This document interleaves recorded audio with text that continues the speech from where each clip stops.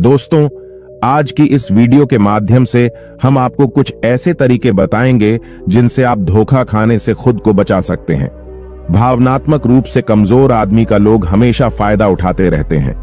जो भी इंसान नर्म दिल का होता है, यानी कि भावनात्मक रूप से करुणावान होता है, वह अपनी करुणा बस दूसरों की सहायता तो कर देता है, लेकिन बदले में उसे हमेशा धोखा ही मिलता है। तो क्या एक इंसान को भावनात्मक नहीं होना चाहिए? क्या उसे दूसरों पर भरोसा नहीं करना चाहिए? दूसरों की सहायता नहीं करनी चाहिए? क्या करुणावान और संवेदनशील होना गुनाह है? कोई गलती है? कोई संवेदनशील आदमी दिल का बहुत अच्छा होता है। आइए जानते हैं इस कहानी के माध्यम से। एक बार एक युवक जंगल के वृक्ष पर मुक्के मार रहा था। वह बहुत जोर जोर से मुक्के मार रहा था। वह अपने मन का गुस्सा निकालने की कोशिश कर रहा था। शायद उसको किसी ने धोखा दिया था या फिर उसके साथ बहुत बुरा हुआ था, जिससे वह बहुत ज्यादा परेशान था। उसे कहीं भी शांति नहीं मिल रही थी। वह लगातार उस वृक्ष पर मुक्का मार रहा था, जिससे उसकी उंगलियां लहूलुहान हो चुकी थीं। उसी जंगल में एक शीतल पानी का झरना था। वहां पर एक बौद्ध भिक्षु रोज संध्या के समय स्नान करने आया करते थे। यह उनका नित्य का नियम था। आज जब वह भिक्षु इस रास्ते से स्नान करने के लिए उस जंगल में आए, तो उन्होंने देखा कि युवक जोर जोर से चीख रहा था और रो रहा था और लगातार उस वृक्ष पर मुक्के मारे जा रहा था। उस युवक के आसपास कोई मौजूद नहीं था। इससे उस भिक्षु को उस युवक की चिंता होने लगी। उसने सोचा कि अगर मैं इसे ऐसे ही अनदेखा करके चला जाऊं तो कहीं ये आत्महत्या न कर लें। ऐसे विचार आने के बाद भी वह कुछ नहीं बोले। वह लगातार उस युवक की तरफ देखे जा रहा थे। कुछ देर तक तो उस युवक ने उस भिक्षु को नजरअंदाज किया, लेकिन कुछ देर बाद उसे अजीब सा लगने लगा। उसने सोचा, ना तो ये मुझे रोक रहा है और ना ही कुछ कह रहा है। ये तो बस मुझे देखे जा रहा है। इसका क्या मतलब है? बहुत अजीब आदमी है। ऐसे ही विचार उस युवक के मन में उठने लगे।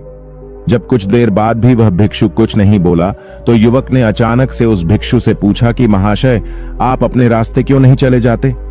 आपको क्या मतलब? आप यहां रुककर मुझे देख क्यों रहे हैं? भिक्षु ने बहुत शांत स्वर में कहा कि मैं तुम्हें रोक नहीं रहा हूं, तुमसे कुछ कह नहीं रहा हूं, तो मुझसे तुम्हें क्या परेशानी है? मेरी तरह ही यह वृक्ष, पौधे और पक्षी, ये सब तुम्हें तो देख ही रहे हैं। जब इनसे तुम्हें कोई परेशानी नहीं है तो मुझसे क्यों परेशानी है? यह सुनकर और युवक जोर से चीखकर बोला, मुझे सबसे परेशानी है। मैं सबसे नफरत करता हूं। यहां पर सब धोखेबाज, गद्दार लोग रहते हैं। कोई किसी का नहीं होता इस दुनिया में। इस तरह बोलते बोलते वह फूट फूट कर रोने लगा और रोए जा रहा था और भिक्षु उसे देखे जा रहा था। वह भिक्षु उसे चुप कराने की कोशिश भी नहीं कर रहा था। यह बात तो उस युवक को और ज्यादा अजीब लगी। अब रोना बंद करके उस युवक ने सीधे होकर उस भिक्षु से कहा, आप बहुत अजीब आदमी हैं। आपके सामने कोई इंसान रो रहा और आप उसे चुप भी नहीं करा सकते। आपके मन में बिल्कुल भी संवेदना नहीं है। बहुत अजीब और कठोर हृदय वाले साधु हैं। आपको अपने साधु होने पर खेद होना चाहिए। और ऐसे ही न जाने क्या क्या जली कटी बातें वह युवक उस भिक्षु को सुनाने लगा। कुछ देर बाद जब युवक का गुस्सा निकल चुका, तब भिक्षु ने बहुत ही शांत स्वर में कहा कि आज मैं तुम्हें कंधा दे सकता हूं, तुम्हारे आंसू भी पोंछ सकता हूं, लेकिन इससे तुम्हारी समस्या का समाधान नहीं होगा। कुछ देर के लिए तुम्हारा मन शांत हो जाएगा। उसके बाद फिर वही जिंदगी, वही लोग जो तुम्हें आज कंधा देने के लिए भी तुम्हारे पास नहीं है। फिर से तुम उसी जिंदगी में लौट जाओगे। कोई तुम्हें धोखा देगा, कोई तुम्हारा फायदा उठाएगा और तुम अपने मन को ऐसे ही तकलीफ पहुंचाते रहोगे। तो आंसू पोंछने की बजाय तुम्हें मुझसे कुछ ज्ञान की बातें जान लेना चाहिए, जिससे तुम्हें जीवन में कोई भी धोखा ना दे सके, तुम्हारी अच्छाई का कोई भी फायदा ना उठा सके। याद रखना, आंसू पोंछने वाले तो तुम्हें बहुत मिल जाएंगे, लेकिन ध्यान और सही समझ देने वाला कभी कभी कोई इंसान मिलता है। भिक्षु ने उसे बताया कि मैं पास ही के झरने में स्नान करने के लिए जा रहा हूं। बहुत ही शीतल पानी है वहां का। अगर तुम चाहो तो तुम भी मेरे साथ चल सकते हो। यहां पर अकेले परेशान होने से अच्छा है कि तुम झरने के शीतल पानी में स्नान करो, जिससे तुम्हारा दिमाग, मन, मस्तिष्क और तुम्हारा शरीर सब कुछ पवित्र हो जाएगा। यह सुनकर वह युवक उस भिक्षु के पीछे पीछे हो लिया। जंगल के बीचों बीच रास्ता झरने की तरफ जाता था। जंगल में सन्नाटा छाया हुआ था। उनके पैरों तले सूखे पत्तों की चरमराने की आवाज पूरे जंगल में गूंज रही थी। आज पूर्णिमा की रात थी और आसमान में चांद अपनी उजली रोशनी उस जंगल में फेंक रहा था। उस रोशनी में दोनों उस झरने की तरफ चले जा रहे थे। रास्ते में चलते चलते उस युवक ने उस भिक्षु से कहा कि महात्मा, आपकी जिंदगी मस्त है, आपको किसी चीज की कोई परेशानी नहीं है। आपको पता है कि दुनिया में कैसे कैसे लोग रहते हैं, कितने धोखेबाज, कितने मक्कार, और सबसे महत्वपूर्ण बात, अपने लोग ही धोखा देते हैं जिनसे हम प्रेम करते हैं, जिनको हम अपना मानते हैं। जब उन्हीं से धोखा मिलता है तो कैसा महसूस होता है। कभी कभी तो ऐसे लगता है कि भोले और दयालु लोगों के लिए यह दुनिया नहीं बनी है, यह धोखेबाजों के लिए है, मक्कारों के लिए है।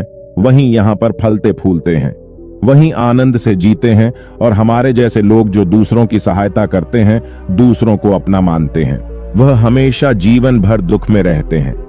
यही जीवन की सत्यता है और यही संसार है जिसमें हमें रोज घुट घुट कर मरना होता है। गुरुदेव, आपने सही किया, ऐसी जिंदगी को त्याग दिया, पीछे रहने दिया। अब बस अपने में मस्त, किसी से कोई परेशानी नहीं है, किसी की कोई चिंता नहीं। मैं भी सोचता हूं कि मैं भी सन्यास ले लूं। यह सुनकर उस भिक्षु ने कहा कि तुम्हें क्या लगता है, सन्यासी जीवन बहुत आसान होता है? भिक्षु ने बहुत शांत स्वर में कहा कि तुम्हें तो 2 वक्त की रोटी तो शांति से मिल जाती है, हमें तो कभी कभी वह भी नसीब नहीं होती। अगर भिक्षा मिल जाती है तो हम खा लेते हैं, वरना हमें तो भूखा ही सोना पड़ीता है। यही हमारा सन्यासी जीवन है, हमें हमेशा नीचे सोना रहता है, सिर्फ एक लंगोट में रहना होता है, चाहे कैसा भी मौसम क्यों ना हो। तो यह सब तुम्हें आसान लगता है तो तुम भी सन्यासी बन जाओ। युवक ने कहा कि आप कहते तो ठीक ही है, संघर्ष तो दोनों तरफ है, सांसारिक जीवन में भी और सन्यासी जीवन में भी। वैसे सांसारिक जीवन भी अच्छा है, लेकिन तब तक जब तक घर परिवार में सुख शांति बनी रहे, धोखा ना मिले, हमारे लोग हमारा फायदा ना उठाएं, हमसे झूठ ना बोले, हमें धोखा ना दे, तब तो जीवन जीने का आनंद होता है, वरना जीवन नर्क हो जाता है। भिक्षु ने कहा, सन्यास अपने मन से लिया जाता है। जब हमारा मन कहता है कि हमें सन्यास के मार्ग पर सफलता हासिल करनी है, आगे जाना है, तो ही सन्यासी जीवन सफल हो पाता है। लेकिन तुम अपने घर से परेशान होकर, दूसरे लोगों से परेशान होकर सन्यासी बनना चाहते हो, तो तुम्हारा सन्यासी जीवन भी कभी सफल नहीं होगा। इससे अच्छा तो तुम सांसारिक जीवन में अगर कुछ तरीके, कुछ नियम अपना हो, तो दूसरे लोग तुम्हें धोखा नहीं दे पाएंगे। सबसे पहले तो यह समझो कि धोखा उन्हें ही मिलता है जो भावनात्मक रूप से कमजोर होते हैं, जिनका दिल जल्दी पिघल जाता है, जो दूसरों को दुख में नहीं देख पाते। ऐसे लोगों के साथ धोखे होने की संभावना ज्यादा होती है, क्योंकि कोई भी आदमी अपनी परेशानी बताकर, अपने आप को दुख में बताकर तुम्हारा फायदा उठा सकता है। क्या पता वह झूठ बोल रहा हो, वह दुखी होने का अभिनय कर रहा हो, लेकिन आपको तो सच ही लगेगा, और उसके कुछ समय बाद आपको पता चलता है कि आपके साथ धोखा हो गया। उसके बाद आपका मन अंदर से टूट जाता है। इसीलिए सबसे पहली बात ध्यान रखना कि किसी भी व्यक्ति को यह एहसास मत होने दो कि तुम भावनात्मक रूप से कमजोर हो, अंदर से तुम्हारा दिल नरम है। अगर उन्हें यह कमजोरी आपकी पता चल गई तो वह कोई ना कोई जाल रचकर आपका फायदा उठाने की जरूर कोशिश करेंगे। चाहे आप अंदर से संवेदनशील हो, दूसरों की मदद करने वाले हो, लेकिन किसी को एहसास मत होने दो। ऊपर से कठोर बने रहो। जब लोगों को लगेगा कि इससे कुछ बोलने का फायदा ही नहीं है, यह आदमी कठोर है, नहीं पिघलेगा, तो खुद वो लोग जो झूठे हैं वो आपके पास आएंगे ही नहीं। वो उन्हें चुनेंगे जो उनके आसान शिकार होंगे। दूसरी बात यह है कि हम बहुत जल्दी दूसरों पर विश्वास कर लेते हैं, और हमारी जल्दी विश्वास करने की आदत ही हमें हानि पहुंचाती है।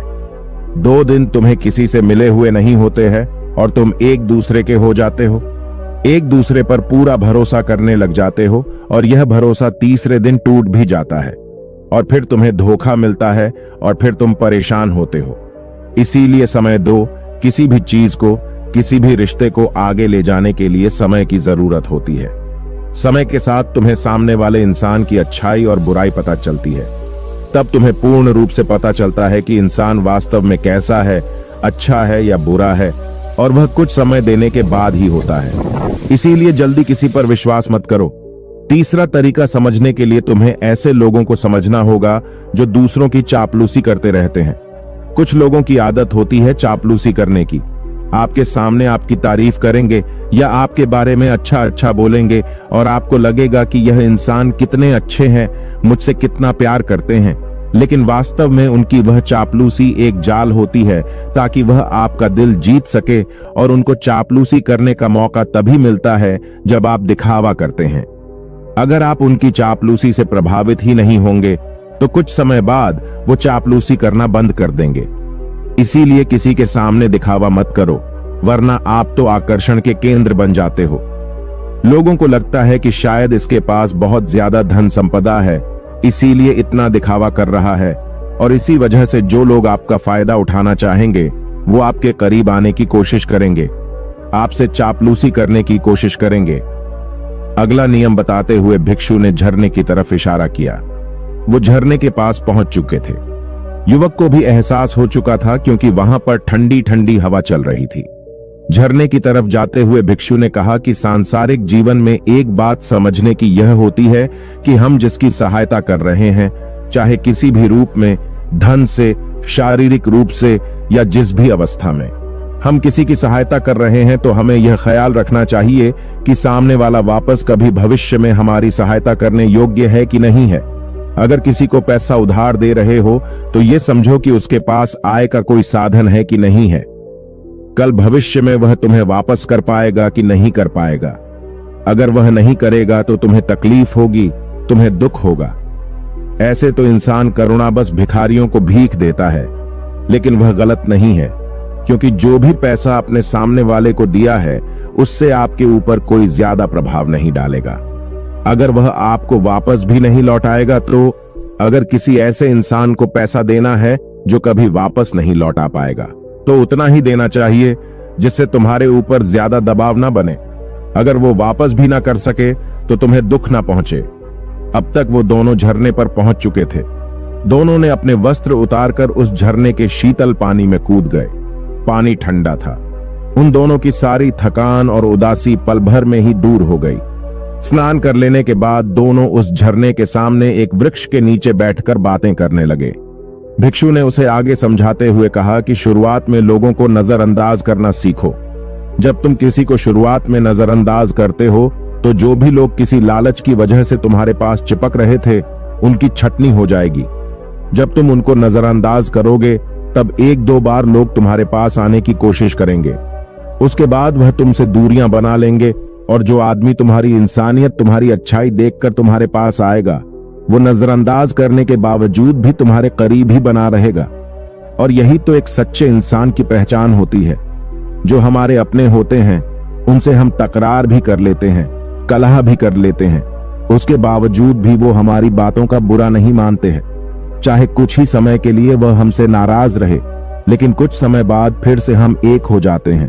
और यही तो घर परिवार का मतलब होता है, यही तो अपनों का मतलब होता है। इसीलिए शुरुआत में अनजान लोगों को नजरअंदाज करना सीखो, इग्नोर करना सीखो, ताकि धोखेबाज, मक्कार लोग तुम्हारे करीब ही ना आ पाए। अपने इस वार्तालाप को खत्म करते हुए भिक्षु ने अपनी आखिरी और 5वीं बात बताते हुए कहा कि ये आखिरी सीख सबसे ज्यादा महत्वपूर्ण है। सब कुछ होने बाद भी तुम्हें धोखे मिल सकते हैं, लेकिन तुम अगर अपने आंख और कान और अपना दिमाग खोल कर रखते हो, अगर तुम होश में रहोगे, ध्यान करोगे, तो तुम्हें इंसान की आंखें देखते ही समझ में आ जाएगा कि उसे तुमसे क्या चाहिए। तुम उसकी इच्छा और उसका स्वभाव उसकी आंखों में ही देख सकते हो। लोगों की आंखों में, उनकी वाणी में, उनके स्वभाव में उनका सब कुछ दिखाई देता है। बस हम ही अपनी आंखें मूंद कर रहते हैं। दूसरे लोगों से जानो, उसके रिश्तेदारों से जानो, उसके परिवार वालों से जानो कि वह इंसान कैसा है, दूसरों के साथ उसका व्यवहार कैसा है। उसकी जांच करो, तब किसी पर विश्वास करो। ऐसे ही किसी पर विश्वास मत कर लेना। अगर तुम किसी के साथ लंबे समय तक भरोसा करना चाहते हो, किसी के साथ कोई संबंध बनाना चाहते हो और कोई दोस्ती करना चाहते हो या किसी की मदद करना चाहते हो, तो इन सभी परिस्थितियों के बारे में तुम्हें जरूर पता होना चाहिए कि दूसरे लोग उस इंसान के बारे में क्या सोच रखते हैं। इसके बाद तुम जीवन में कभी भी धोखा नहीं खाओगे और तुम्हें कभी भी धोखे की वजह से पछताना नहीं होगा। इसी तरह की बातें करते हुए भिक्षु और वो युवक दोनों जंगल से बाहर आ गए और अपने अपने घर को चले गए। दोस्तों, इसी तरह और भी मोटिवेशनल वीडियो देखने के लिए आप हमारे चैनल को लाइक करें, शेयर करें और सब्सक्राइब करके बेल नोटिफिकेशन को ऑल पर सेलेक्ट जरूर करें। धन्यवाद।